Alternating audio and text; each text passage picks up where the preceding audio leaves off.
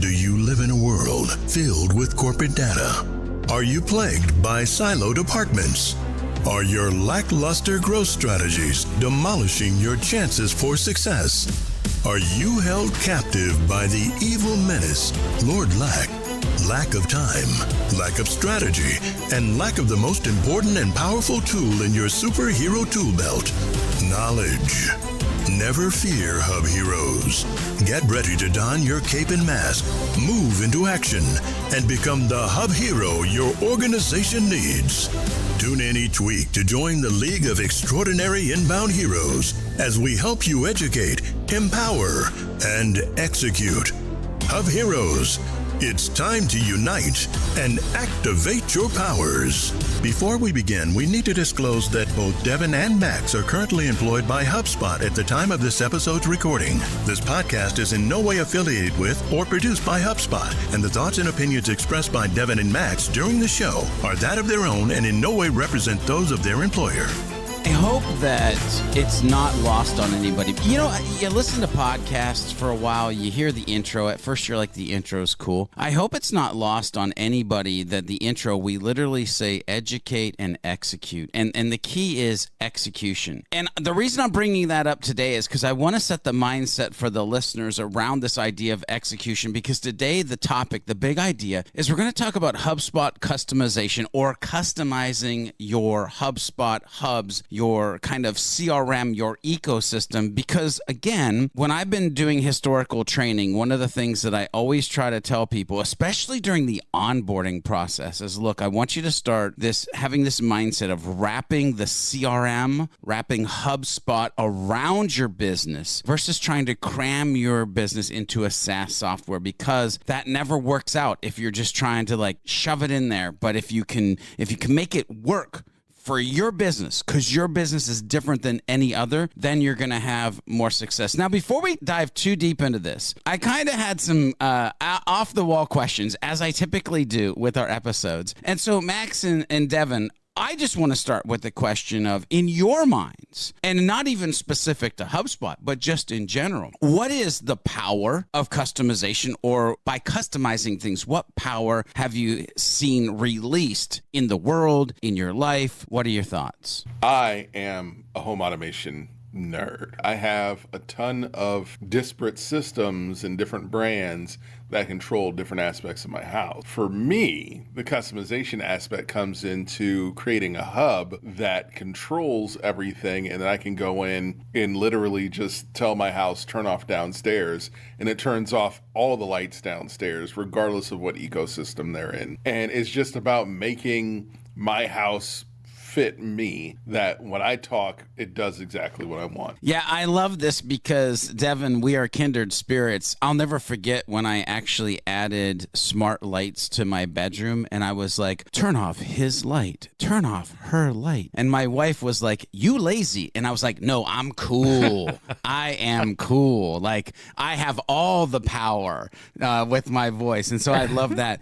Max, when you think about customization or the power of customizing, where does your brain go? Well, I customized the settings on my CPAP machine last night, so that was fun. You know, no one likes a dry mouth for any sleep apnea sufferers out there. I mean, the biggest thing for me over the past 3 years, I think, since COVID hit and transitioned from never working from home to working from home full time, I think the biggest theme of customization kind of in my world has just been my work from home setup, and kind of getting it into a place that serves a lot of different purposes for the hobbies and the work that I do and the stuff that I'm into. You know, I've got everything from my little soundboard that's like super easy for me to use. I got my Elgato Stream Deck for anyone who is looking for like quick little shortcut buttons that'll do different things, whether you're gaming or you're working. It does a lot of really cool stuff. You can kind of customize it and tweak it to run a lot of cool commands on your computer. Everything from like my headset to the camera that I'm using to how I've changed my display setup 4,700 times since I've had this desk. I'm always kind of like trying to refine it and tweak it. And I think I'm finally at a point where I don't really know what else I would do. Like, I'm finally happy with it, which is cool. But it took me 3 years to kind of get to a place where it's like, all right, this works for me.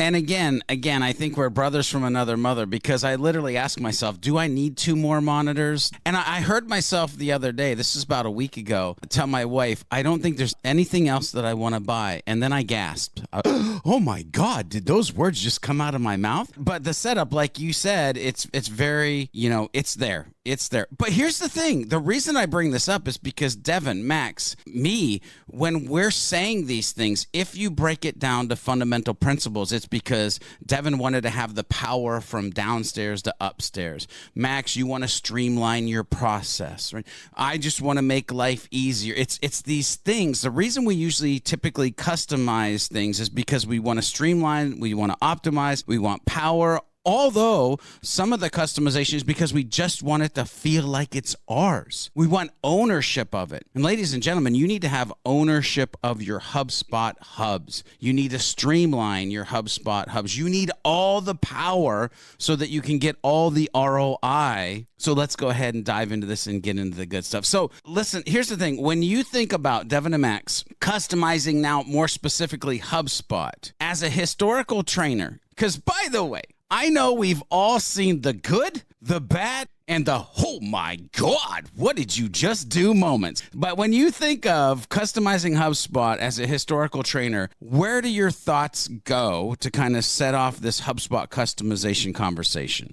When I think about HubSpot when it comes to customization, the thing that I always say is HubSpot is very customizable, but I always like to think of it as customization on guardrails, which means you can customize it a whole ton, but it'll probably never get to the point where like you can't call up support and we don't know how to support you on it. That's kind of a good thing. There's other tools out there that you can customize literally into the ground and have a really hard time recovering from that. For me, I like the kind of analogy you use. How do you wrap HubSpot around your business? I always just called it wrapping the HubSpot blanket of love around your business, right? So it's funny how we kind of made that same parallel. When it comes to customization, it's always just like, listen, don't overdo it. Try your best to understand what's already in there and make parallels to whatever it is you're trying to represent before you try to reinvent the wheel. I know like we'll talk about objects later. For example, if it's some sort of monetary transaction, I always try to get people to try to represent that as deals instead of like creating some other crazy kind of object for it. If it's a person, it should always be a contact no matter what. There's no reason to have duplicate human records in there. For me, it's customize it as much as you need to, but also just try to do your best to kind of simplify it as much as you can,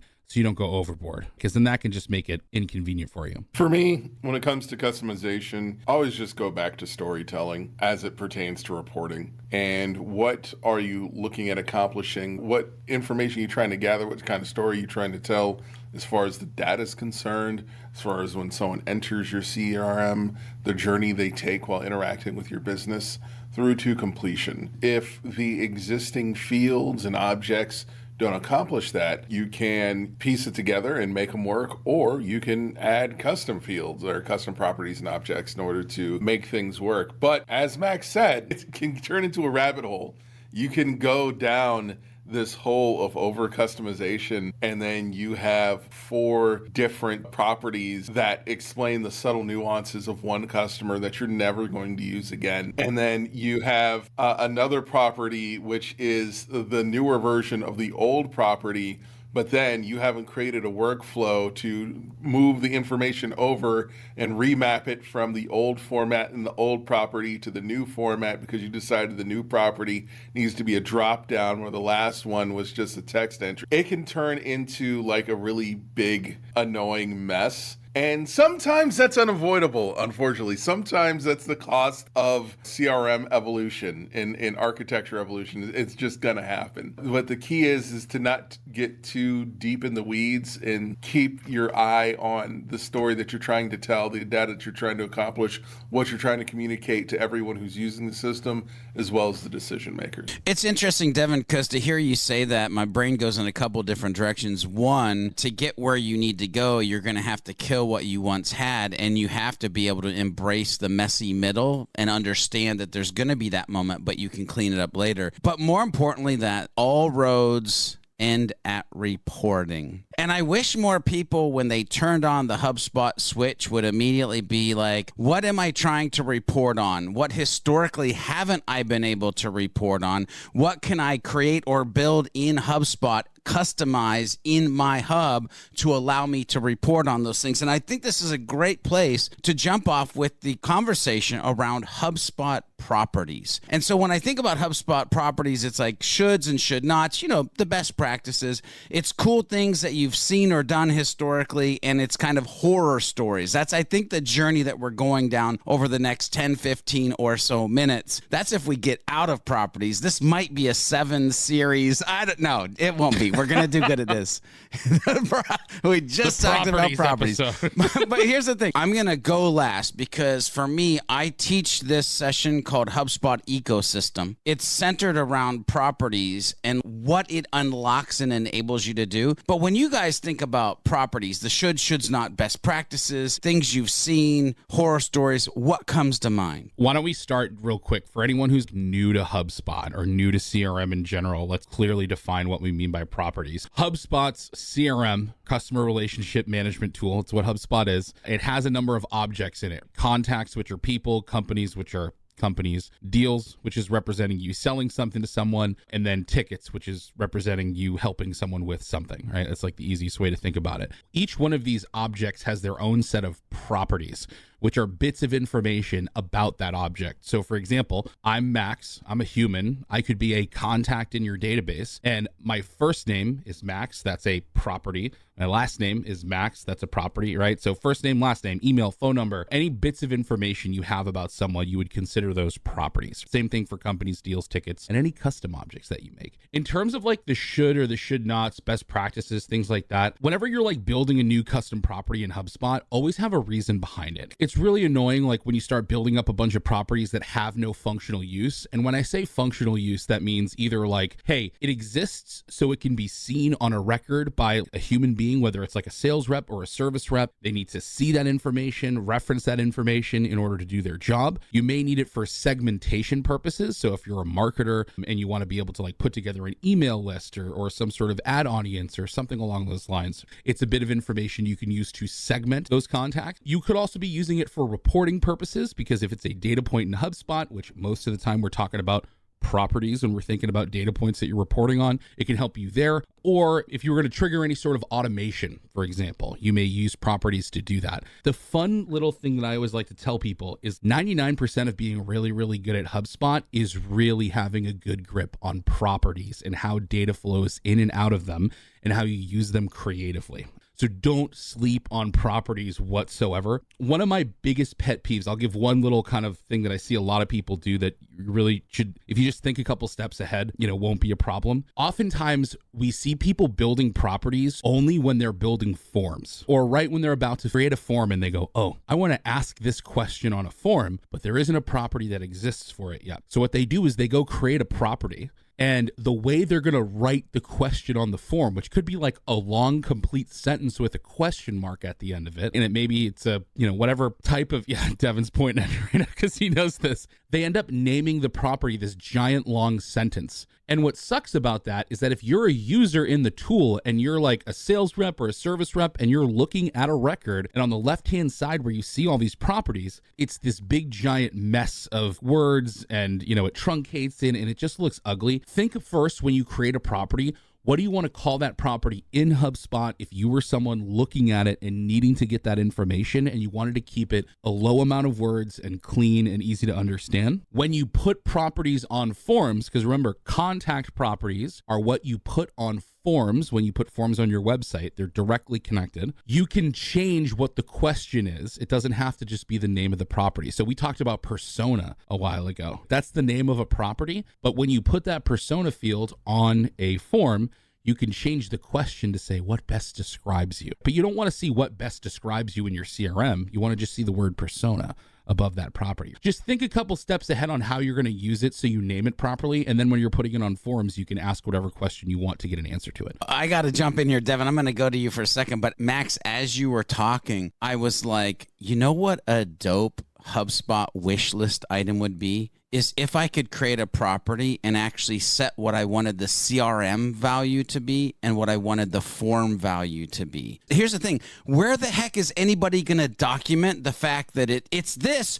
but this is the question we always want to ask? And so if you could literally have it in the same place and have the options, that would be super dope. But nevertheless, this is not the HubSpot wish list episode. Oh, maybe I should go add that to our template of future episodes. Devin, what are your thoughts when when we have this conversation around properties? Literally everything Max said, 100%, all that stuff. Another way also, just going back on if you don't understand properties and objects, if you're like old school Access or just SQL, just a database person, the objects are tables and the properties are the different columns. Yay, that's it. All right, moving on. The way that I always tell people to start looking at properties is, one, don't try, and I'll say it slowly, don't try to duplicate what another system did. Don't try to turn HubSpot into MailChimp. Don't try to bring over everything, all the properties that you had. If you're doing the Salesforce migration into HubSpot, don't just bring everything over. You'll find that a lot of that is completely unnecessary. You'll find that some of the fields are deprecated, meaning that you no longer use them. So those are also things to keep in mind when it comes to property creation. But something I think that you should always do when creating properties is, and I'll go back to that whole storytelling thing, create space within your CRM to capture data that can be pulled later for reference, but don't go, man, I almost feel like I shouldn't have said that, because now people are like, oh, I need more properties. No, you don't. Not to that extent. There are different properties you can use. Oh, and don't have just one notes thing to rule them all for your forms. Oh my goodness. Don't do that, because it's gonna turn out badly. Their old things are gonna show up. People are gonna take notes, and just create a different property for the other, or just don't do other. Make really purpose-built forms that it's clear what the person's intentions and needs are, so you don't have to create all these additional notes fields. I've been in so many CRMs where there's like 12 different notes or 12 different others fields, and we don't know what they're attached to or what they mean. No context there at all. Don't stop it. The other kind of like real big general thing that I would say is, when you can use drop down or multi-checkbox or some sort of like predetermined answer field, and really only use single line text or like open text fields only if you have to. Do your best as much as you can to make it so people can just drop down and like select an answer for you, because when it comes down to reporting, it's really hard to report on fields that are open text. One, that's really difficult. The other thing that I will mention, a little plug here, if you will, for Operations Hub, there is now this thing called the Data Quality Command Center that you can check out, which will give you statistic on the properties that either look like duplicates, aren't being used, or have no data in them. So if you are in a place where you're stepping into a maybe messy HubSpot portal, and you know there's like a significant amount of work to do to clean up maybe some unused properties or some misused properties, that Data Quality Command Center in the Operations Hub can really help you out. Oh, I love the addition of that. And Devin, man, purpose-built forms? Say it ain't so. Come on. Let's go.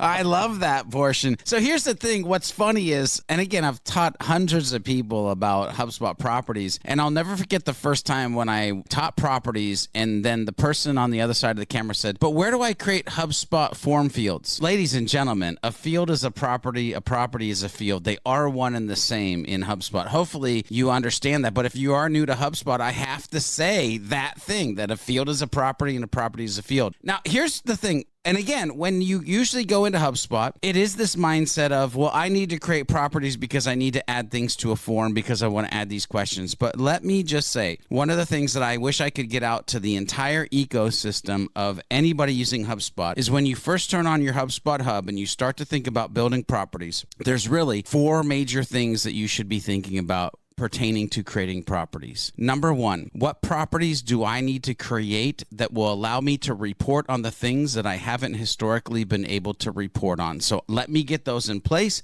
Let me start capturing that data, because then I can report on it. Number 2, what list segmentation do I need so that I can actually create proper communication with the people that need to hear the messages based on the properties that I now have created and the drop down or multi-selects that they can select. So reporting and communication. Number 3, the triggers that my team actually needs to do some type of automation.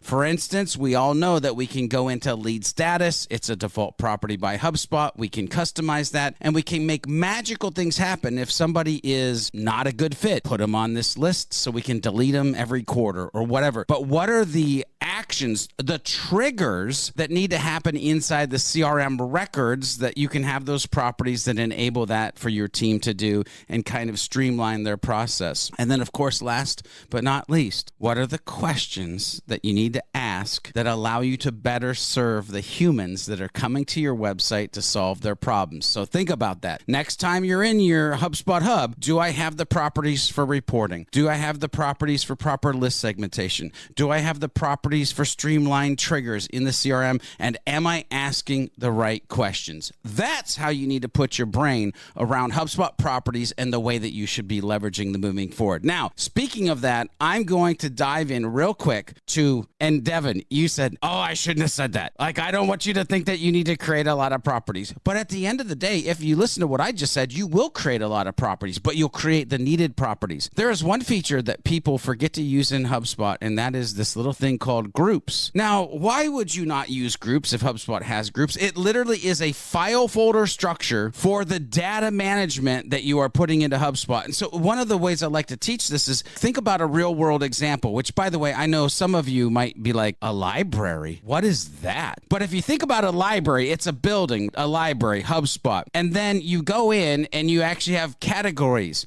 You have fiction, nonfiction, whatever. That right there, the Dewey Decimal System, that's groups, because you might actually have contact information, conversion information, or God forbid that you actually do something cool like, let me create a HubSpot landing page, do a simple survey with some HubSpot properties, and then you just let them just lay on the floor instead of creating a group that is survey questions. And now you can go into the system and see, here's the 7, 10, 12, 13 survey questions we've historically created, because we actually can organize them. Now, that's the way that I look at and talk about it. But when you guys think about customizing HubSpot, we've talked about properties. How have you guys talked about or used groups along with this kind of data structure? Groups for me really kind of falls into the conversation of make sure you have HubSpot set up for the next person that takes your job. You're eventually going to get promoted. You're eventually going to go get your dream job. You're eventually going to move on from administering this HubSpot portal. It's really important to ensure that everything you're building is very descriptive and you have descriptions of what they are and you categorize what you're creating.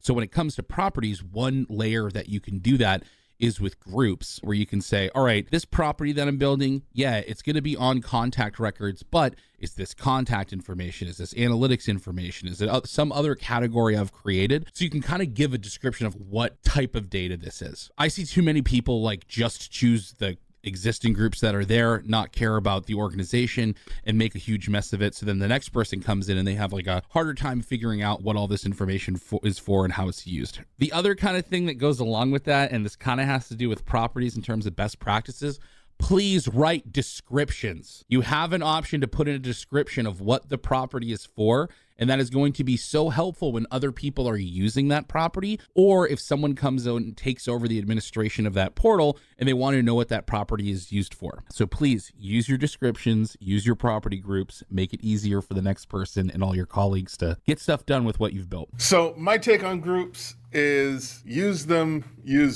and then use them. There, as you expand your CRM and add properties, I can tell you that there will come a point when you need to go and look at your properties, and you're going to want to sort through your properties, and it's going to be nightmare fuel trying to find properties because you're going to have hundreds of them. In some cases, thousands, and that's scary thought. But if you're in an enterprise CRM, it's possible. The thing is that you want to group them, especially by integration. That is a huge one. This is where you can get really buried, is if you're bringing in new properties from integrations, put those in their own categories. If you're doing a Salesforce data migration, make a group for the Salesforce legacy properties so you can find those easily. And also, it's not only going to help you when you're digging through on your back end for properties, it's going to help you when you're making forms too, because you may not necessarily remember the name of a property, but you'll know what it has to do with or where it might live. It's just going to make it a lot easier to drill down on data. It's also just good housekeeping.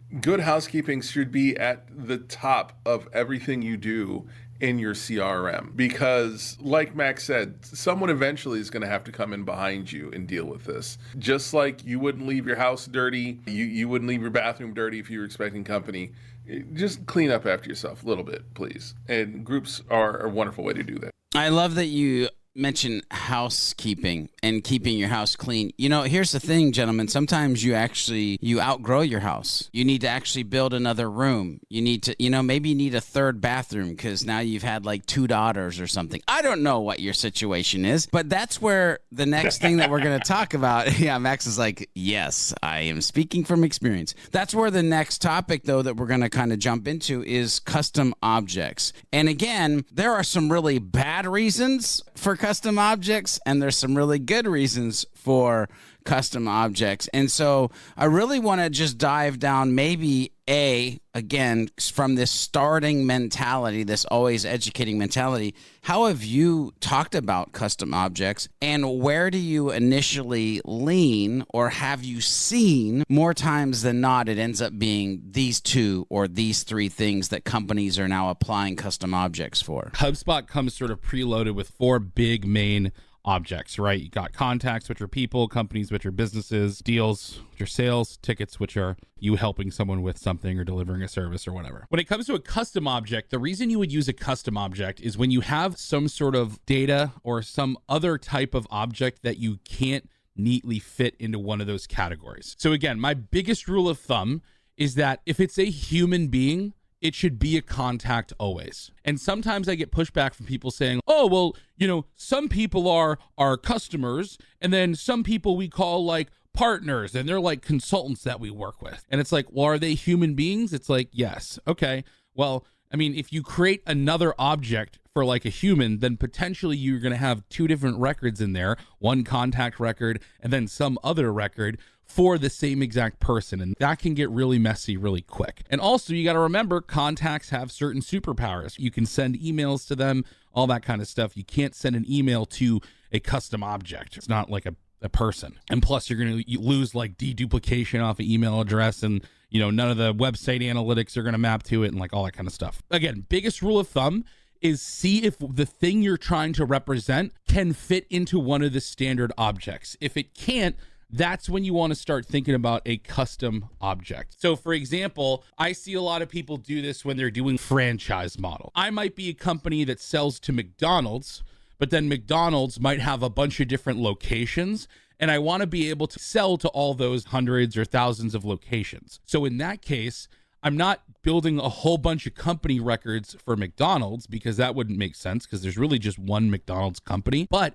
if I want to be able to attribute deals to a specific location or have contacts associated to a specific location instead of the headquarters, I could build like a franchise object or a location object. And what's cool about that is I can go look at the McDonald's company object and then see all the different locations next to it, for example. Whenever you have to have something that doesn't really kind of fit into those already existing records, then go with a custom object. One thing to think about is you can only do custom objects when you're at an enterprise level. So that's something to kind of plan for. You got to have enterprise of either marketing, sales, or service hub. And also, just don't go crazy. Not everything should be a custom object. Sometimes you're talking about using existing objects, but then just using different properties to differentiate them versus creating whole new objects for them. Listen, man, custom objects is a whole nother thing. One thing to keep in mind is think hard about whether or not you need it. You can get real creative with existing objects and fresh properties to accomplish your goal. One of the things that I've used it for is a franchise model, where what we did was basically use one property that identified the franchise that lead belonged to, and used automation to auto-populate other properties that not only populated information on the record itself, but then took that information and dropped it in email. So we could create one email instead of one for each franchise. It was just one email that would auto-populate a signature based on the franchise that the contact belonged to. That's when you get really creative and out-of-the-box thinking. The reason why you want to think really hard about whether or not you need custom objects and try and maximize existing objects objects to the fullest potential is because the more custom objects you add, the more exponentially ways that you can mess up your data. And you can do so many disservices to your ability to report, to your ability to track. There are certain use cases where custom objects absolutely make sense. For instance, real estate. When you're looking at properties that have potentially a many-to-one relationship with your contacts and companies doesn't quite work for it. So in that case, you want to look at a possible locations custom object. But there are ways when you can really basically bury yourself in bad data. And so what you want to do is consult an expert.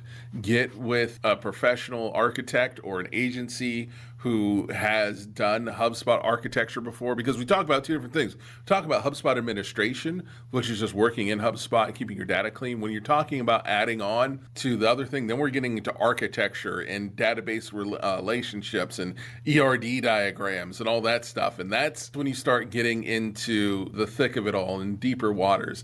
And so unless you have history or experience building database and relationships between custom objects, it's definitely something you want to pair with an expert on. I love all that you guys have said. There's a couple things that I want to throw in on this one because I'm kind of passionate, and Max, like you, I do have conversations a lot with potential clients and clients about when they should or shouldn't. So a couple things, I said this earlier, all roads go back to reporting. I would say the road that branches off of reporting is actually automation or streamlining your process. But here's the thing, when I think about custom objects, that is really where my brain goes, is what are we going to need to report on because we're adding this additional custom object. And so yes, Max, like you said, many times I'll say if it's something just fundamentally different, yes. However, I love to have this conversation around vendors, partners, affiliates, things like that, where it's like a human, but it's almost straddling a different set of data that doesn't really have anything to do with the human, but has to do with something that the human is doing or is part of. There's nothing wrong with having a vendor, partner, or affiliate custom object, but it doesn't need to be a contact duplicated first name, last name, email, job title, company. None of that junk needs to be in there. It needs to be anything related with the affiliate. I wanted to add, when it comes to affiliate, vendor, partner, those kinds of things, there are ways to make it work with the existing objects. The only time that I recommend looking at a custom object is when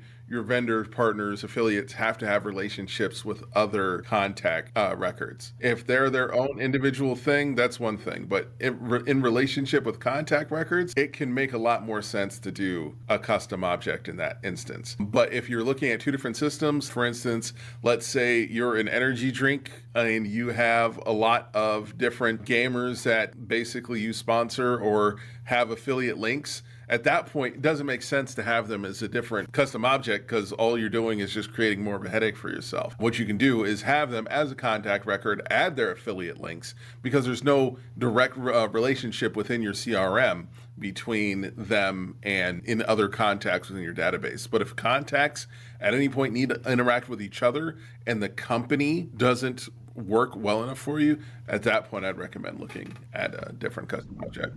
And I love that because actually, Devin, in your diving into that, you brought up a second point that I wanted to make that so many times is forgotten. Everybody will think about a custom object and just creating the custom object, but they don't stop long enough to think, what should that custom object associate to? Should it associate to contacts? Should it associate to deals? Should it associate to companies? Or is it something else that because at the end of the day, you want to see where your data collides. Again, all roads back to reporting. Where does the data collide? How can I see how contacts and location and whatever go together in that manner? So here's the thing. What I want you to do is, and I'm going to pass it back off to Max because you can't see this. You're listening to the podcast, but Max has officially raised his hand to be like, I want to be next. But what I want you to think about is there's this happy medium of kind of what we're air quotes selling here of be careful and don't create too many. But there's also this world of it could be a whole lot of different things. And so I would be remiss if I didn't mention Remington Bag and Impulse Creative, historically worked there. And there's literally some YouTube videos that you can go watch where it's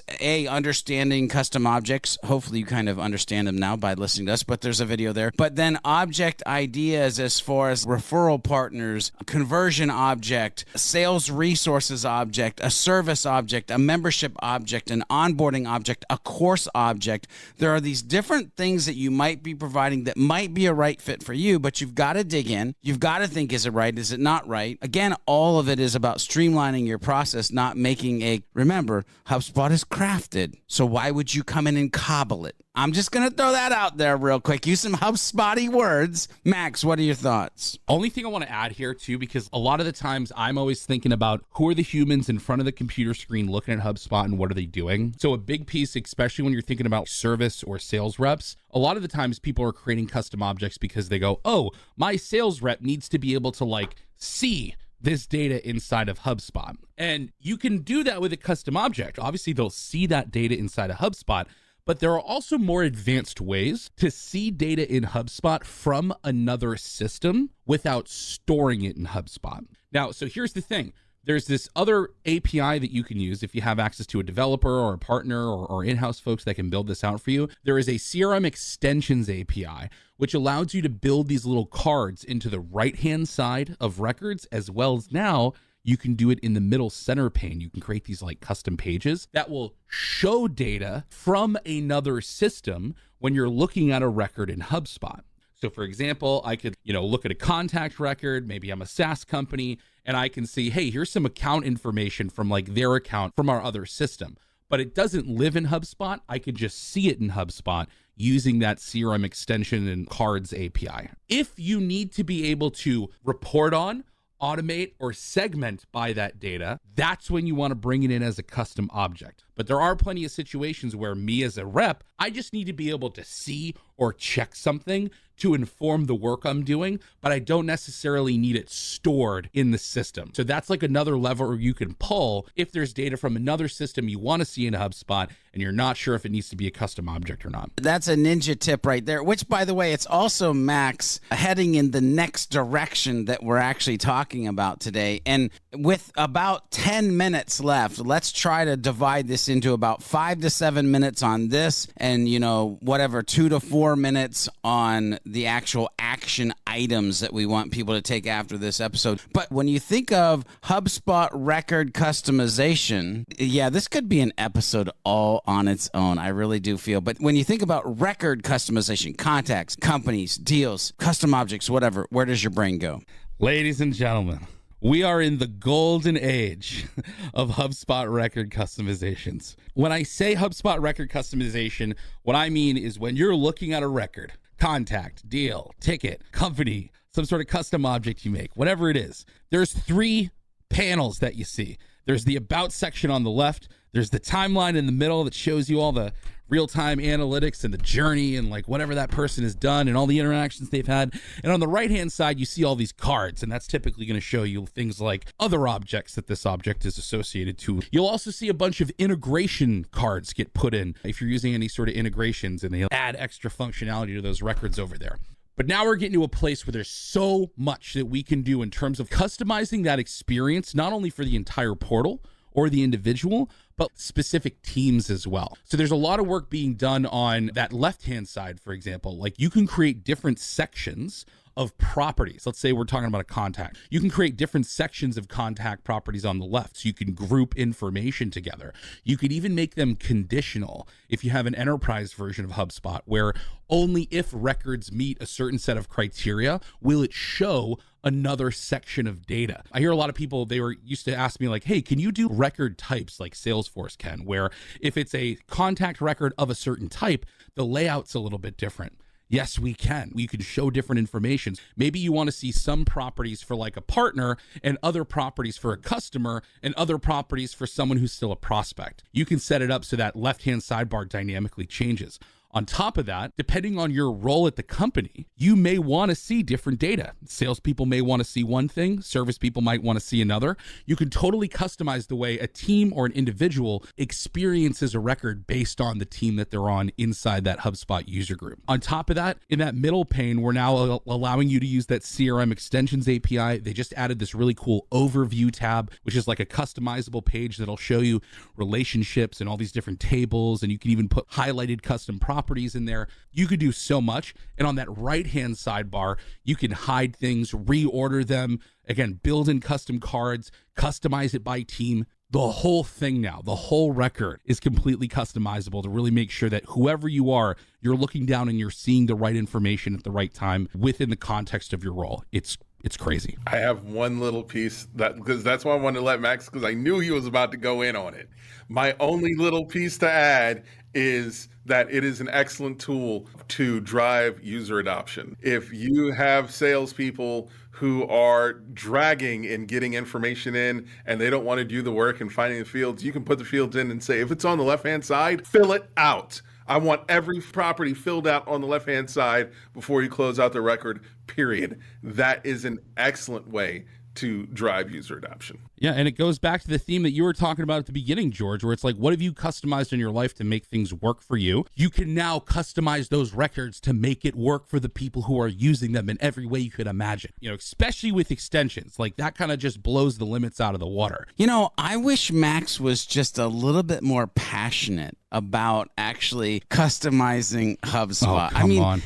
His section was a little bit dry. I wish there was some more information. I'm just kidding. Bro, that was so good. The only thing I'll throw in there too, because again, I very much like Devin, I was like, yeah, Max is just going to crush this section. I already know that he's going to fall in love with this when we were putting the show notes together. Is I want you to think about that, especially what I'm talking about right now, the left-hand sidebar, is think about, should we show different data based on life cycle stage? Should we show different data based on team? All of those things, you know, BD or AE, what should we show? Customer versus lead, what should we show? That's where you're going to start to get into the granulars and the good stuff like Max was talking about. So here's the thing. Oh, wait, Max isn't done. Yo, one more, I forgot. He's raising his hand again. He forgot one more thing. Let's get into it. One more I forgot for the enterprise folks out there, and this kind of goes back to properties a little bit, but I thought it was too in-depth to bring it up at the beginning. The other thing that is really, really cool that you can do with properties is you can do field level permissioning now, both for viewing and editing. So for example, if there are certain properties you want people to be able to see, but not edit, you can make it so only certain people can edit it and everybody else can see it. On top of that, you can completely hide the value of certain properties too as well and make it so it's only seen by certain teams. Now, does that mean you put sensitive PII data into HubSpot? No, but there's plenty of information that you would put into HubSpot that maybe you want certain people seeing and certain people not seeing, like commission numbers or like things like that. So yeah, just last little thing I want to make sure you're all aware of that. Field level permissioning, it's a thing. We can do it. Back to you, George. So good. So here's the thing with the last 3 minutes that we have, Devin, I'm going to start with you. Max will kick it over to you and I'll go ahead and end this bad boy with what are the, next steps? What are the things after people have listened to this episode that you would say, and by the way, it's probably one per each of us, although we all know we like to cheat and throw in extra bonus points and value to the community, but where should they be going next after listening and learning about what they've learned about today? For me, you should be going right into your properties and giving them a hard look, seeing what you're using, what you're not using, what you could have, and feel free to use workflows as data mapping to consolidate information that is spread across multiple properties and doesn't need to be, or if you need to deprecate properties and put them into something new that actually fits your business more, use workflow mapping to do that too. If you haven't gotten a trial for Operations Hub Pro yet, go do that and go get yourself a little test drive of that data quality command center and go see if your properties could use a little bit of a tune-up. I love this because, Devin, when you said what you said, I thought about the auditing process, looking at what you have, and then Max, you testing something new that you might need. And it really goes along with my advice, and that is I would sit back, I would look at your HubSpot hub, and I would say to myself, how can I rethink everything? How can I rethink everything so it helps streamline the process for my team? How can I rethink everything that I get better reporting at the end of the day? And then add in the other items that your brain goes to with, what do I need to rethink? How can I rethink everything? And then just ask yourself, is it possible? By the way, if you've paid attention to this episode with 90% of the things, the answer is yes. So then, like I said in the intro, you've educated. Now move forward and execute. Okay, Hub Heroes, we've reached the end of another episode. Will Lord Lack continue to loom over the community, or will we be able to defeat him in the next episode of the Hub Heroes podcast? Make sure you tune in and find out in the next episode. Make sure you head over to thehubheroes.com to get the latest episodes and become part of the League of Heroes. FYI, if you're part of the League of Heroes, you'll get the show notes right in your inbox, and they come with some hidden power-up potential as well. Make sure you share this podcast with a friend, leave a review if you like what you're listening to, and use the hashtag HubHeroesPodcast on any of the socials, and let us know what strategy conversation you'd like to listen into next. Until next time, when we meet and combine our forces, remember to be a happy, helpful, humble human, and of course, always be looking for a way to be someone's hero.